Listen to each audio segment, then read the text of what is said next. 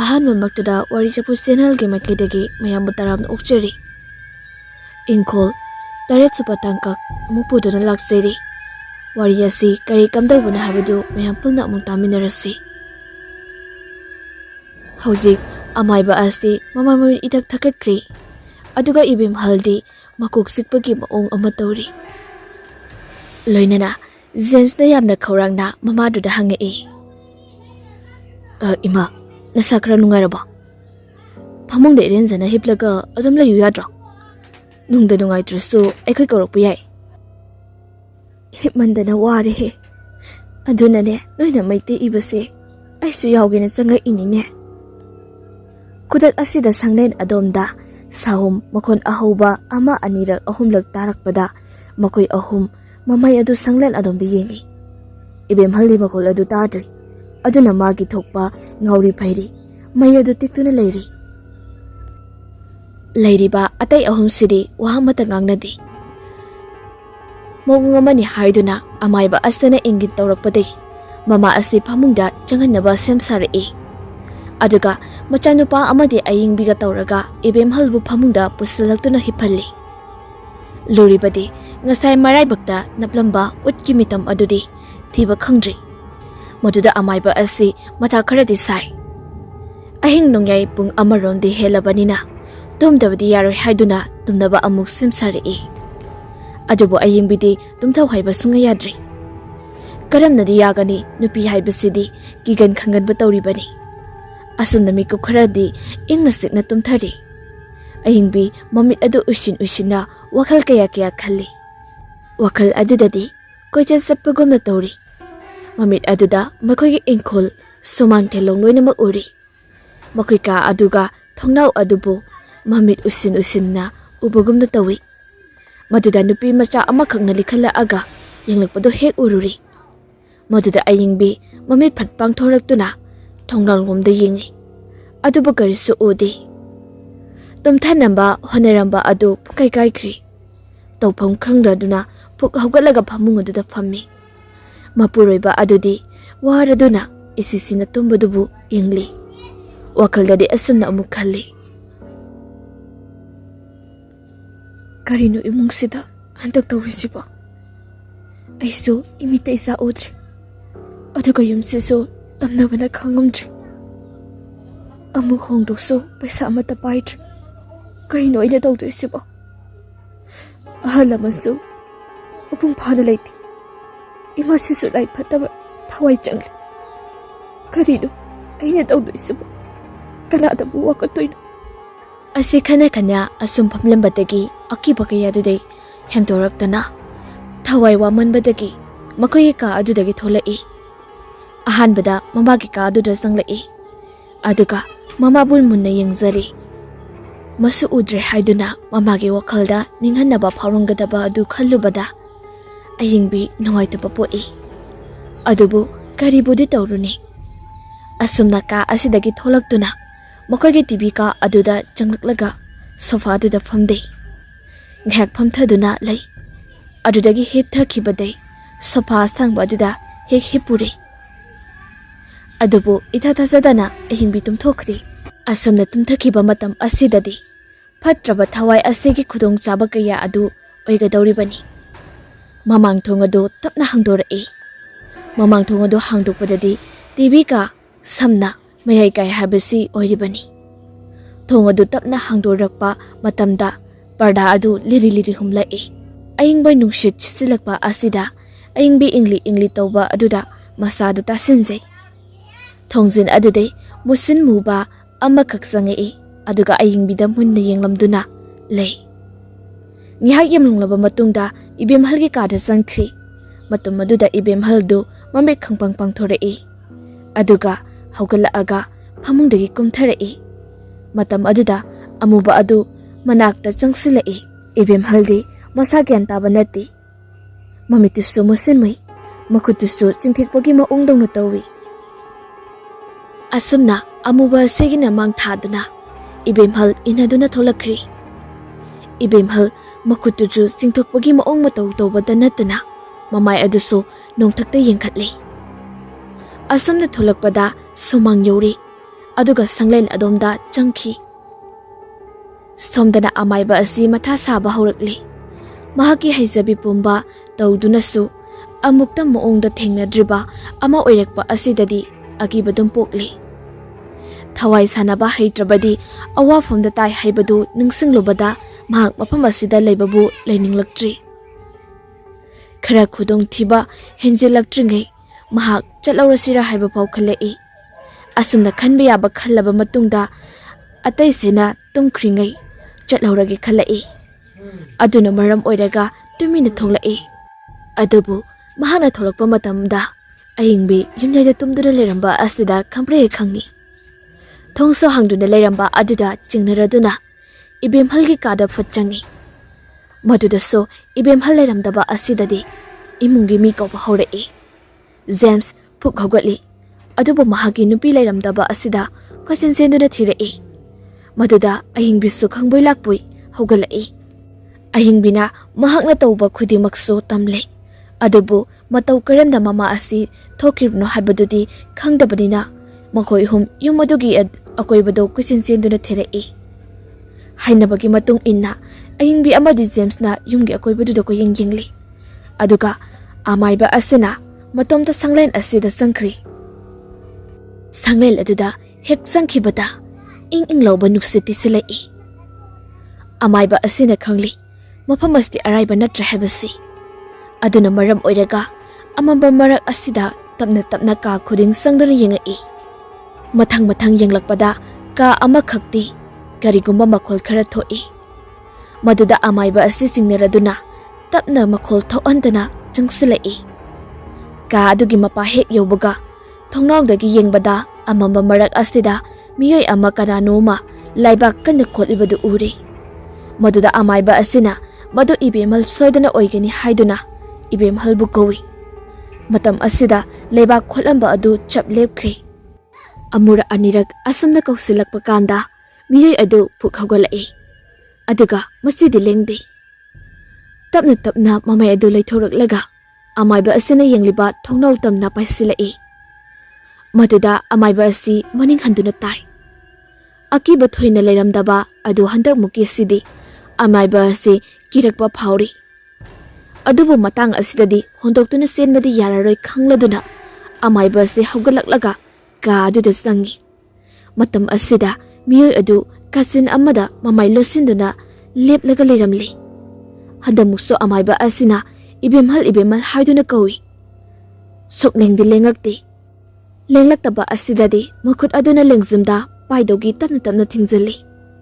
Lengzumda paigi hek tawbaga mikupta miyoi adugi inglawba makut aduna amaiba asigi makutta khangpai paisilai.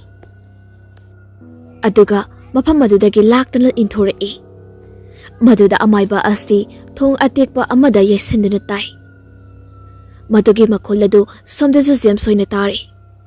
Makolasi chingnei haiduna makhoi ani amaiba adubu kawduna chinsilai.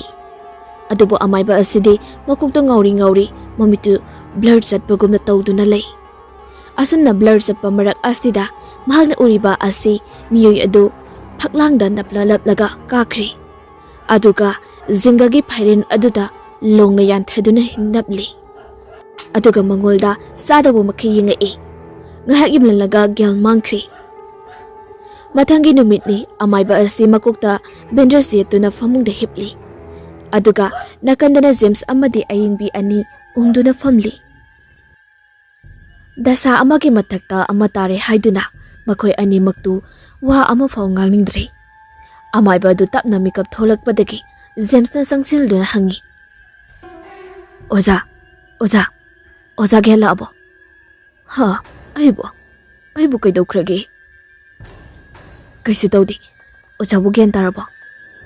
Aibu asi haidana ko yengi. Aduga makuktu pairubada anaba phawrpadi ningsinglai ngarangi thoduktu. Maduda kamaina kari kamdaukrabano haibadu hangai.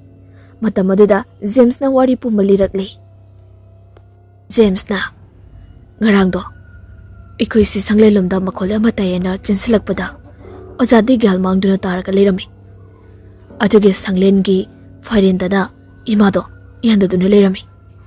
ꯑꯩꯈꯣꯏꯅ ꯍꯦꯛ ꯆꯪꯂꯛꯄꯒꯗꯤ ꯃꯍꯥꯛꯁꯨ ꯆꯣꯡꯊꯔꯛꯏ ꯑꯗꯨꯒ ꯃꯀꯣꯛꯅ ꯌꯩꯁꯤꯟꯕꯗꯒꯤ ꯏꯃꯥꯁꯨ ꯄꯨꯟꯅ ꯒ꯭ꯌꯥꯟ ꯃꯥꯡꯈꯤꯕꯅꯤ ꯑꯗꯨꯗꯩ ꯑꯏꯪꯕꯤ ꯏꯕꯥꯅꯤꯅ ꯁꯤꯗ ꯄꯨꯔꯒ ꯑꯣꯖꯥꯕꯨ ꯄꯣꯊꯥꯍꯜꯂꯝꯕꯅꯤ ꯍꯥ ꯅꯃꯥꯗꯤ ꯏꯃꯥꯗꯤ ꯍꯤꯞꯄꯤꯌꯦ ꯑꯣꯖꯥ ꯀꯗꯥꯏ ꯑꯁꯤ ꯍꯥꯏꯔꯒ ꯑꯃꯥꯏꯕ ꯑꯁꯤ ꯍꯧꯒꯠꯂꯒ ꯄ꯭ꯔꯞ ꯄ꯭ꯔꯞ ꯏꯕꯦꯝꯍꯜꯒꯤ ꯀꯥꯗ ꯆꯪꯉꯛꯏ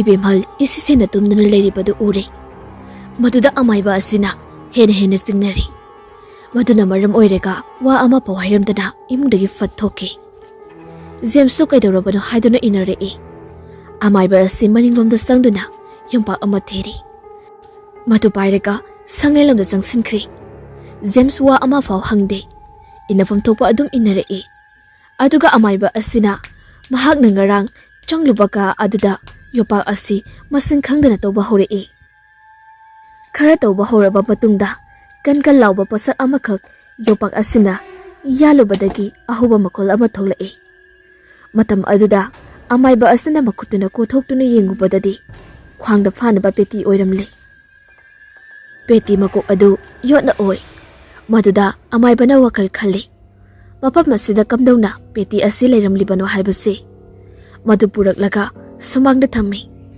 ꯑꯌꯤꯡꯕꯤꯁꯨ ꯊꯣꯔꯛꯇꯨꯅ ꯃꯈꯣꯏ ꯑꯍꯨꯝꯃꯛ ꯄꯨꯟꯅ ꯐꯝꯗꯨꯅ ꯀꯣꯜꯍꯤꯡ ꯀꯥꯔꯕ ꯄꯦꯇꯤ ꯑꯗꯨ ꯌꯦꯡꯉꯤ ꯑꯌꯤꯡꯕꯤꯅ ꯑꯣꯖꯥ ꯃꯁꯤꯕꯨ ꯑꯩ ꯃꯁꯤ ꯆꯤꯡꯅꯗꯕ ꯉꯝꯗꯦ ꯖꯦꯝꯁꯅ ꯍꯥꯏꯕꯗꯤ ꯑꯣꯖꯥ ꯃꯐꯝ ꯑꯁꯤꯗ ꯃꯤꯑꯣꯏ ꯑꯃ ꯁꯣꯏꯗꯅ ꯁꯤꯔꯝꯒꯅꯤ ꯃꯗꯨꯅ ꯃꯔꯤ ꯂꯩꯅꯕ ꯁꯣꯏꯗꯅ ꯑꯣꯏꯒꯅꯤ ꯃꯁꯤꯁꯨ ꯖꯦꯝꯁꯅ ꯑꯗꯨꯒ ꯀꯩꯒꯤꯅꯣ ꯏꯃꯥꯅ ꯃꯁꯤ ꯐꯪꯅꯕ ꯑꯣꯏꯗꯣꯏꯔꯥ ꯀꯩꯒꯤꯅꯣ ꯃꯈꯨꯠꯅ ꯃꯐꯝ ꯑꯗꯨꯗ ꯈꯣꯠꯂꯝꯂꯤꯕ ꯃꯗꯨꯒꯤꯁꯨ ꯃꯔꯝ ꯁꯣꯏꯗꯅ ꯂꯩꯔꯝꯒꯅꯤ ꯑꯩ ꯌꯦꯡꯒꯦ ꯑꯁꯤ ꯍꯥꯏꯔꯝꯂꯒ ꯄꯦꯇꯤ ꯑꯗꯨ ꯄꯥꯏꯗꯨꯅ ꯑꯃꯥꯏꯕꯗꯨ ꯏꯃꯨꯡꯗ ꯆꯪꯉꯛꯏ ꯏꯃꯨꯡ ꯍꯦꯛ ꯌꯧꯕꯒ ꯏꯕꯦꯝꯍꯜꯗꯨ ꯗꯣꯛꯐꯦꯠ ꯇꯧꯅ ꯐꯃꯨꯡꯗꯨꯗ ꯐꯝꯂꯒ ꯃꯈꯣꯏꯅ ꯆꯪꯂꯛꯂꯤꯕꯗꯨ ꯌꯦꯡꯗꯨꯅ ꯂꯩꯔꯝꯃꯤ ꯃꯗꯨ ꯎꯕꯗ ꯃꯈꯣꯏ ꯄꯨꯝꯅꯃꯛ ꯉꯛꯈ꯭ꯔꯦ ꯑꯃꯥꯏꯕ ꯑꯁꯤꯅ ꯆꯤꯡꯅꯕꯒꯤ ꯃꯇꯨꯡ ꯏꯟꯅ ꯄꯦꯇꯤ ꯑꯗꯨ ꯃꯅꯥꯛꯇ ꯄꯨꯁꯤꯜꯂꯒ ꯍꯪꯉꯤ ꯄꯦꯇꯤ ꯑꯁꯤꯕꯨ ꯅꯪ ꯈꯪꯕ꯭ꯔꯣ ꯏꯕꯦꯝꯍꯜ ꯅꯣꯛꯂꯝꯕꯗꯒꯤ ꯃꯥꯏꯊꯣꯡ ꯑꯗꯨ ꯁꯠ ꯍꯣꯡꯈꯤ ꯑꯗꯨꯒ ꯁꯥꯎꯔꯞꯅ ꯄꯦꯇꯤ ꯑꯗꯨꯗ ꯌꯦꯡꯂꯝꯂꯒ ꯃꯁꯥ ꯑꯗꯨ ꯆꯦꯡꯈꯩꯕꯒꯨꯝꯅ ꯅꯤꯛꯂꯒ ꯇꯨꯊꯈ꯭ꯔꯤ ꯃꯗꯨꯗ ꯃꯈꯣꯏ ꯑꯅꯤ ꯆꯦꯟꯁꯤꯟꯗꯨꯅ ꯃꯃꯥ ꯑꯗꯨꯕꯨ ꯂꯥꯛꯅꯩ ꯉꯥꯏꯍꯥꯛ ꯂꯩꯔꯒ ꯃꯃꯥꯗꯨ ꯒ꯭ꯌꯥꯟ ꯇꯥꯕꯒꯨꯝꯅ ꯑꯣꯜꯂꯛꯏ ꯑꯗꯨꯒ ꯑꯁꯨꯝꯅ ꯍꯥꯏꯔꯛꯏ ꯑꯁ ꯀꯣꯛꯁꯦ ꯌꯥꯝ ꯉꯥꯎꯏꯗ ꯑꯩꯁꯦ ꯏꯃꯥ ꯅꯁꯥ ꯈꯔ ꯅꯨꯡꯉꯥꯏꯔꯕꯣꯁꯦ ꯀꯔꯤꯅꯣ ꯅꯣꯏꯅ ꯇꯧꯔꯝꯃꯤꯁꯤꯅ ꯀꯅꯥꯅꯣ ꯑꯃꯁꯤꯕꯣ ꯉꯔꯥꯡ ꯑꯩꯅ ꯍꯪꯕꯁꯨ ꯀꯅꯥꯃꯠꯇꯅ ꯈꯨꯝꯗꯦ ꯑꯗꯨꯒ ꯑꯃꯁꯤꯅ ꯀꯅꯥꯅꯣ ꯑꯁꯤ ꯍꯥꯏꯗꯨꯅ ꯑꯌꯤꯡꯕꯤꯒꯤ ꯅꯥꯀꯜꯗ ꯈꯨꯗꯣꯝꯕꯤ ꯊꯤꯜꯂꯛꯏ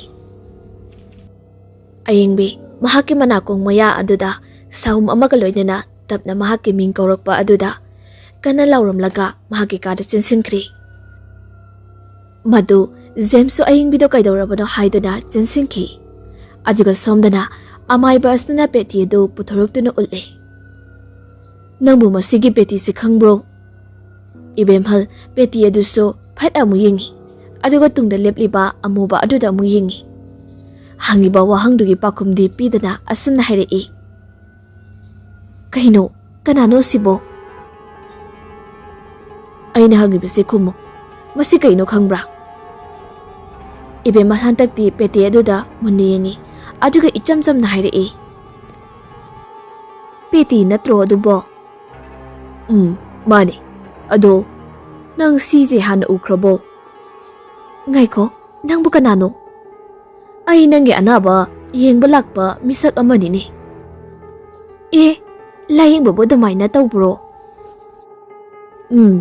ꯑꯗꯨꯒꯤꯅꯦ ꯑꯩꯅ ꯍꯪꯉꯤꯁꯤ ꯃꯁꯤ ꯎꯈ꯭ꯔꯕꯣ ꯍꯥꯟꯅ ꯉꯥꯏꯈꯣ ꯏꯃꯧ ꯅꯨꯄꯤꯗꯨꯅ ꯀꯞꯄꯒ ꯆꯦꯟꯁꯤꯟꯈ꯭ꯔꯤꯗꯨꯅ ꯀꯔꯤꯒꯤꯅꯣ ꯅꯪ ꯑꯩꯅ ꯍꯪꯉꯤꯁꯦ ꯈꯨꯝꯂꯔꯣꯏꯗ꯭ꯔꯥ ꯍꯟꯗꯛꯃꯨꯗꯤ ꯑꯃꯥꯏꯕ ꯑꯁꯤꯅ ꯌꯥꯝꯅ ꯁꯥꯎꯅ ꯂꯥꯎꯔꯛꯄꯗꯒꯤ ꯏꯕꯦꯝꯍꯜ ꯃꯥꯏꯊꯣꯡ ꯑꯗꯨ ꯃꯨꯁꯠ ꯎꯍꯣꯡꯈ꯭ꯔꯤ ꯃꯃꯤꯠ ꯑꯗꯨꯁꯨ ꯃꯨꯁꯤꯟ ꯃꯨꯈ꯭ꯔꯤ ꯑꯗꯨꯒ ꯍꯥꯏꯔꯛꯏ ꯅꯪꯒꯤ ꯑꯋꯥꯕ ꯇꯥꯅꯤꯡꯗ꯭ꯔꯕꯗꯤ ꯃꯐꯝ ꯑꯁꯤ ꯊꯥꯗꯣꯛꯇꯨꯅ ꯈꯨꯗꯛ ꯑꯁꯤꯗ ꯆꯠꯈꯣ ꯆꯠꯂꯣꯏ ꯑꯩ ꯁꯨꯡꯆꯠ ꯆꯠꯂꯣꯏ ꯑꯩꯒꯤ ꯑꯅꯥꯕ ꯃꯤ ꯂꯥꯌꯦꯡꯕ ꯐꯠꯇ꯭ꯔꯤ ꯐꯥꯎꯕꯗꯤ ꯑꯩ ꯑꯇꯣꯞꯄ ꯃꯐꯝꯗ ꯁꯨꯡꯆꯠ ꯆꯠꯂꯣꯏ ꯑꯗꯨꯗꯤ ꯅꯪꯒꯤꯁꯨ ꯑꯩꯅ ꯊꯋꯥꯏ ꯂꯧꯕ ꯇꯥꯔꯤꯗꯣ Nangna nari leirgana aigi thawailu. Aduga aina ngamagana nangbu mafam asidagi patal tana thabigani. Asi haduna peti asina ibemhalde kalai. Matam aduda leimaida ibemhal tukri. Aduga hauna atopa khonjelda kablai. Adubu ibemhalgi machildagi karigumba ama phau peti asiga mari leinaba wahai tholakte. Amaiba sina phubosu lepkhri. Ibemalgi unsa singado musin muri peti na phubagi. Maduda Jamesu chenthuraktuna yengbadadi sauningli amaiba asigi matawase. Ningthisana mamabu phabungda hifalaba matungda amaibada saurabda hairei. Oza, imasi layengbiu hairaga karino tawramlibasibo. Ayengbisu kapaleptri adubu mahakstu ka asidagi tholai. Amaiba asina ingna tamna sumna hairei. Yengu nang lana khangano. Aigise layeng pathap amakhakni. Adu oirasu sumaina tawbu hongnabro.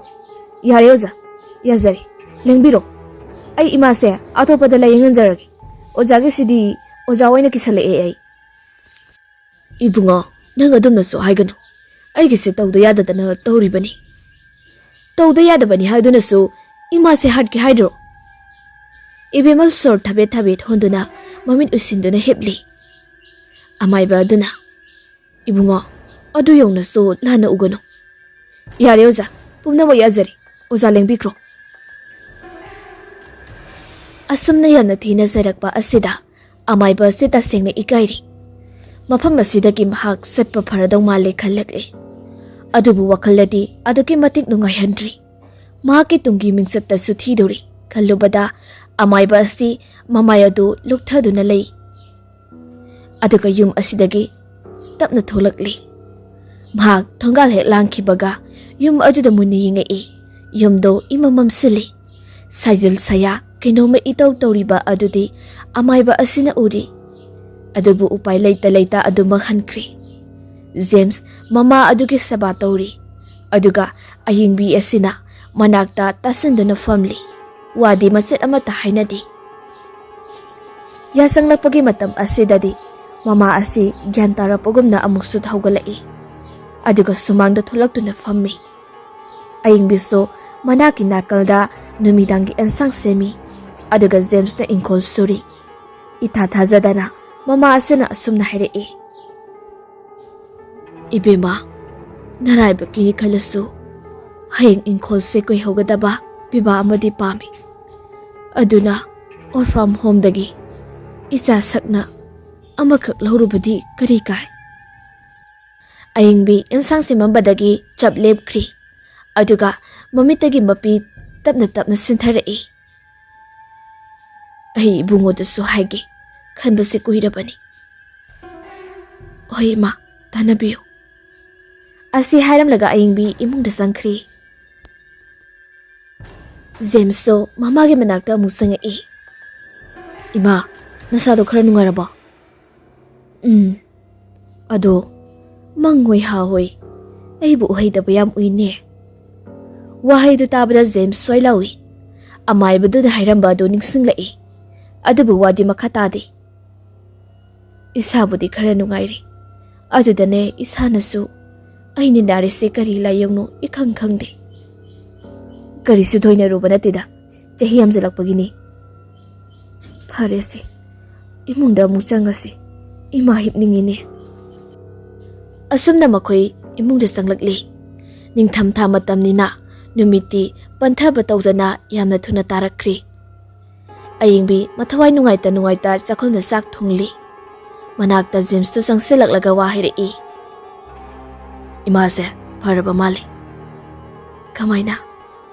Oza maibaduna hairambagi matung inna mangoi hawoi ugani haibado. Ngasai imana tamai.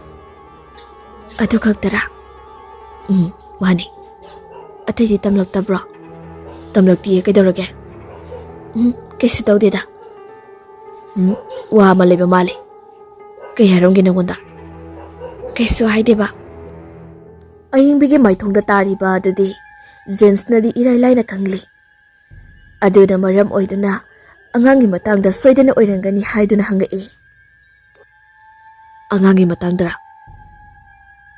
Maramdo masigini haibase khangbadagi James mahaki nupibu themjinbirei. Adugibu kemta khalunuse. Aikoi honagisi. Asi hainaringai marek asida sanglel lomda angang mahawna hawna kablai. Maduda makoi animak thongodo hangduktuni yengi. Adubu numit tarabanina karisu udre. Upai leiroroi tawbaya basu kemta leite khaladuna makoi ani saksu loisile. Punna suzare. Aduga mamagi manakta phamduna punna kaidawsigi khanari. Loinana James na ka khudingi kasinda sangduna kendal amamam suthali. Adubu sanglel adamdai tarakliba kira-kiraba khonjel kaya asidi adumuk tari. Yana kaluka dusto angang macha amana kapla-kaplaga kuchin-chin badusu tori. Adubu makoi anidi tumina upai letraba amagumda leiri. Adubu ikang khangawdana mama adu mamit khangpang-pang thorei. Aduga kuruk-kuruk kuhini yengai. Ima, kaidawrage nangbo? Ibemal karisu kumlagti. Aduga ngihek asumna leiramlaga nahe boy kari boy masadu thektok pahorei. Matam aduda James kaidawdoino khangdabadagi mama adubu makut phazili. Adubu mama asina kanmanbadagi James tu punna phamungdagi laktana langthorei. Loinana ayingbiso langthorei. Aduga phamungdagi leibakta phallangno sungthorei. Manna yengnamlaga mangak adu leithektuna noklaga imudagi senthokri. James so pukhawgatuna mama bu tanaki. Ayingbisu sekaw tanarei. Mama adu sanglelomda thuna yangna sinsinkri. James na sumangde hek tholakpada ngasai satkiba amaiba aduso thongaldagi sinsilai aduga sumna hairei. Namado amta tadaruso. Natrabadi kudong yamna thirani. James panthaba tawdana mama adubu tanakri. Ayingbi amasung amaiba asiso kauraduna inarei. James ahanbada makhoini hek changba ka aduda fatchangi. Maduda kanasu leiramda ude. Adubu thangnana leiriba sambale adomda makhol ama tarakpadagi James maningomda senthorei. Adubu songmanbadagi karisu ude. Asongbadu haidok-haidoktuna changlakpada mahaki mama adu tasenduna famlaga leirami. Maduda mama adubu chingthoknaba kana hotnai adubu yadre. Tapna mama adu kanagumba musinmuba amana kunsinbadu urei. Adubu James na mama adubu singthoknaba kana laknai. Aduga masindaso amaiba amasu mahaki nupibu tanaba kana lawi. Mahakna lawbadu tabadagi amaiba amasu nupido sinsilai. Adubu amaiba asina sinsilakpa matam asidadi James na ngasai makai wada singliba asi sambalai usa oiduna lerami. James sumadu ubada pungangai. Asumna leiringai mama aduna noklaga berendarda amu chenkibado tarakpadagi makoi ahumbak senthoroktuna yengi. Matam asidadi karisu ude. Kari kamdawni khanarakpada peti adu lorusi haiduna mari lainerangani aduna tawraga thirasi haiduna imungda musangai. James de mamai mamitu humang punglublubli. Matam asida amuka mamadu yene kalukada nongnoktuna ko sinsili. Maduda James do chentoktuna tanagi haina tawi. Adubu amaiba asina khami. Amaiba asina maramdo sugaina takpadagi James ningthizana peti adu puthoraklaga sumangda thammi. Amaiba adu sumangda mathanta lei. Aduga James amadi ayingbina mangol mathakta leptuna lei. Amaiba asige machinda karigumba ama murum solaga peti adu makhada ningthizana thamli. Aduga amu ma amaiba asi khurukhuda kullaga khurumbagi maongda ngaiyak kunthaduna lei. Matam asida amamba maraktagi kanagumba ama tapna tholakpadu uri. Asumna tholakpada mangolgi maingal adudagi phaurakpa thorakliba aduna mamani haibadu khangli. James sensingi tawi. Adubu ayingbina amuk khami. Ibemal onthokpa phibam amani. Mamai mamit musilli. Sada thaktabadagi chara henbagi mangonda mamai mamit aduso ikut kusilli. Adubu tapna chensilaktuna peti adugi hek manakta lepi. Matam asida amaiba asisu haugalai. Aduga ibemhalga onsinaduna lepi. Ibemhal hui amagumna manaton aduna susut namduna amaiba asida yengi. Amaiba asidi mamit pangthoraktana chap yungduna lei. Adubu ikang khangaudana amayba asina mamik khangpang pangthorakpada ibemhalgi khudang animakto tap tap pasingklei. Madam aduda ibemhal may hauba makai saurakli. Ngasigi tangkal asigi damaktadi matang asida loijari. Mathangi episode ta mu kari kamdawbagi haibado mu mayam punna taminarase.